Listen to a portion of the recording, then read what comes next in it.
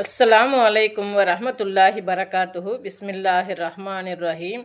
அன்பான சகோதர சகோதரிகளே, எல்லாம் வல்ல அல்லாஹ்வின் நல்லடியார்களே, இன்று நாம் காண இருக்கும் தலைப்பு பொறுப்புள்ள பெற்றோராக மாறுவோம்.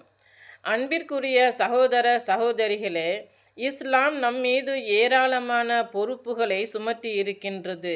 நபி ஸல்லல்லாஹு அலைஹி வஸல்லம் அவர்கள் கூறினார்கள், நினைவில் கொள்க, நீங்கள் ஒவ்வொருவரும் பொறுப்பாளியே. உங்களில் ஒவ்வொருவரும் தத்தமது பொறுப்பில் உள்ளவற்றை பற்றி மறுமையில் விசாரிக்கப்படுவீர்கள். ஆட்சி தலைவர் மக்களின் பொறுப்பாளர் ஆவார். அவர் தம் குடிமக்கள் குறித்து விசாரிக்கப்படுவார். ஓர் ஆண் தன் குடும்பத்தாருக்கு பொறுப்பாளன் ஆவான். அவன் தன் பொறுப்புக்குட்பட்டவர்கள் குறித்து விசாரிக்கப்படுவான். ஒரு பெண் தன் கணவனின் இல்லத்துக்கும் அவனுடைய குழந்தைகளுக்கும் பொறுப்பாளி ஆவாள்.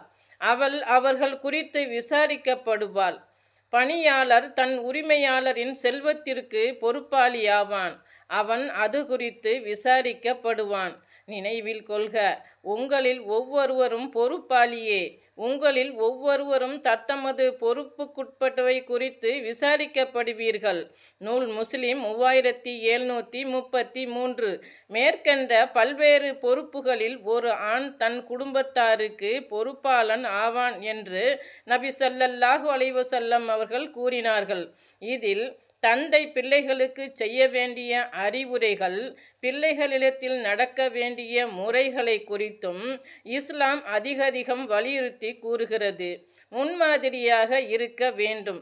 பெற்றோர்கள் பிள்ளைகளுக்கு அறிவுரை கூறுவதற்கு முதலில் அவர்கள் அந்த நற்பண்புகளை கடைபிடிப்பவர்களாக இருக்க வேண்டும். பெற்றோர்கள் தான் குழந்தைகளுக்கு ரோல் மாடல். அவர்கள் என்ன செய்கிறார்களோ அதை பார்த்துத்தான் அவர்களுடைய பழக்க வழக்கங்களும் அமையும். நல்ல குழந்தைகளாக வளர்க்க நினைப்பவர்கள் முதலில் நல்ல பெற்றோராக இருக்க வேண்டும். அஸ்ஸலாமு அலைக்கும் வரஹ்மத்துல்லாஹி பரகாத்துஹு.